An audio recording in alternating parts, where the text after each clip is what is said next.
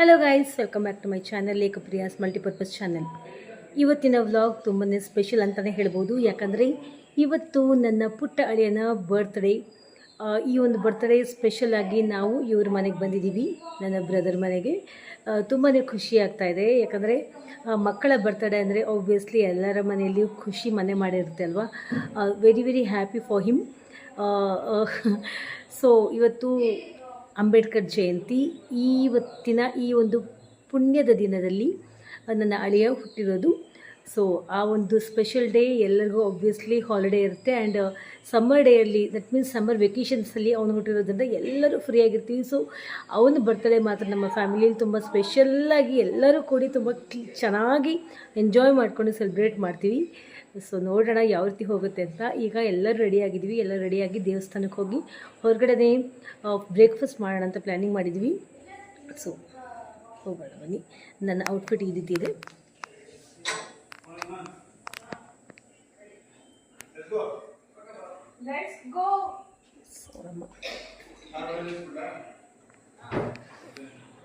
ನನ್ನ dress. Who is birthday boy? Raise your hand. Who is birthday? Happy birthday, Amshu. Happy birthday, Amshu. Happy birthday, Amshu. Happy birthday. La la la la la. Happy birthday. La la la la. Happy birthday. It's vanilla. Amma. Niga priya birthday. ಏನಿಗ ಅರ್ಚನೆ ಮಾಡ್ತೀರಾ? ಇದನ್ನು ಕೊಡಿ, ಬೆಳಗ್ಗೆನೇ ಇರೋದು. ಇದನ್ನು ಕೊಡಿ, ಬೆಳಗ್ಗೆ ಟೈಮ್ನ ಬರೋದು ಮಾಡೋದಂತ ಈಗ.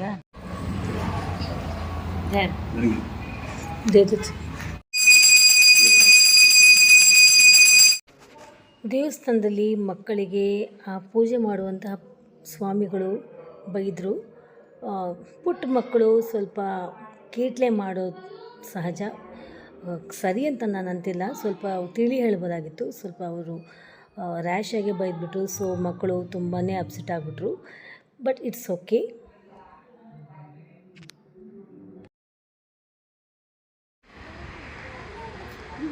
ಬರ್ತ್ಡೇ ಬಾಯ್ ಇಲ್ಲಿ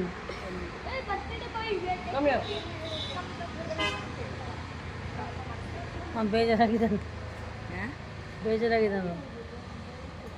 ಬರ್ತಡೇ ಬಾಯ್ ಬೈದ್ನಂತೆ. ಮಕ್ಕಳು ಸ್ವಲ್ಪ ಏನು ತರಲೆ ಮಾಡ್ತಾರೆ. ತರಲೆನೇ ಮಾಡಿಲ್ಲ, ಸುಮ್ಮನೆ ಮಾತಾಡ್ತಿದ್ರು. ಡಿಸಿಪ್ಲಿನ್ ಇಲ್ವಾ ಅಂತ ಬೈದರು ಪೂಜಾರಕ್ಕೆ. ಆಮೇಲೆ ಆಶುಗೂ ಬೈದ, ಮೂವರಿಗೂ ಬೈದ ಅನ್ಕೊ.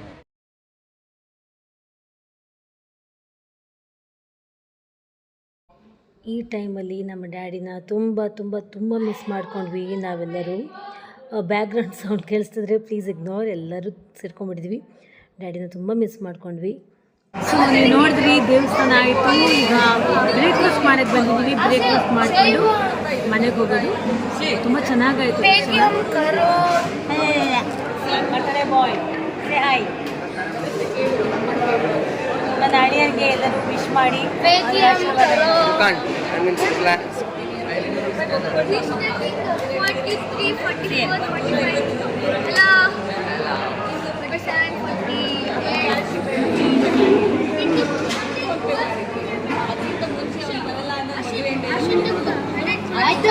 I took 300 crores from Asha.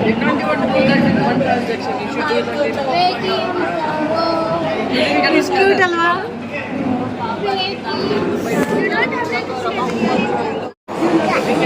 ಹುಡುಗ ಇದ್ದಾನೆ, ಅದಕ್ಕೆ ಹುಡುಗ ಪೆನ್ ತಗೊಂಡ. ನಿಂದು ತೋರಿಸು, ನೀನು ಪೆನ್ ತೋರಿಸು. ವಾವ್, ನೀನು ಹುಡುಗಿ ಇರೋದಕ್ಕೆ ಹುಡುಗಿ ಪೆನ್ ತಗೊಂಡ್ಯಾ?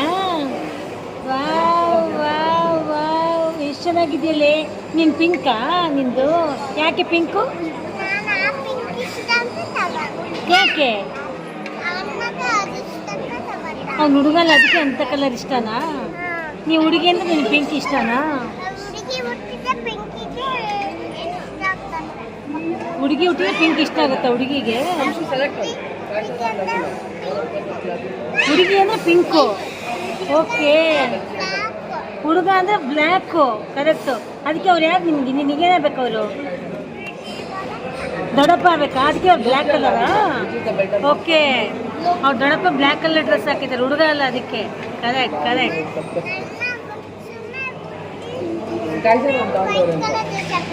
ಹ್ಞೂ ಕರೆಕ್ಟು. ವಾವ್, ಪಿಂಕ್ನಿಂದ ಪಿಂಕ್ ಫ್ಲವರ್ಸ್ ಇದಾವಲ್ಲ. ಅಯ್ಯೋ ಬಂಗಾರಿ, ನಿನ್ನ ಹೆಸರು ಏನೋ ಕದಮ್ಮ? ಪೂಜಿತಾ. ಯಾವ ಊರು ನಿಮ್ಮದು? ಯಾವುದು? ಕಾಡಕುಡಿ. ಎಲ್ಲೈತದು? ತಮಿಳ್ನಾಡಿನಲ್ಲ. ಕನ್ನಡ ಇಷ್ಟ ಮಾತಾಡ್ತಾಳೆ.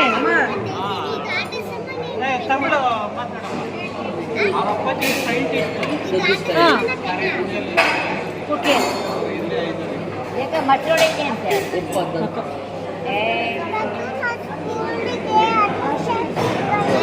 ಎಲ್ಲಿ? ಕಾಡು LKG ಸಿಕ್ಕಿದೆಯಾ? ಕಾಡಕುಡಿಯಲ್ಲಿ. ನೀನು ಕಾಡಕುಡಿಗೆ ಹೋಗಬೇಡ, ನಮ್ಮೂರಲ್ಲೇ ಇರು. ಅವಳಿಗೆ ಪಿಂಕ್ ಡ್ರೆಸ್ ಕೊಟ್ಟು KVL ಸಿಕ್ಕಿದೆಯಾ? ನಾನು ನೀನು ಫಸ್ಟ್ ಬಂದಿಗೆ KVL ಅಡ್ಮಿಷನ್ ಸಿಕ್ಕಿದೆಯಾ ಅಂತ ಅವಳಿಗೆ. ವಾವ್,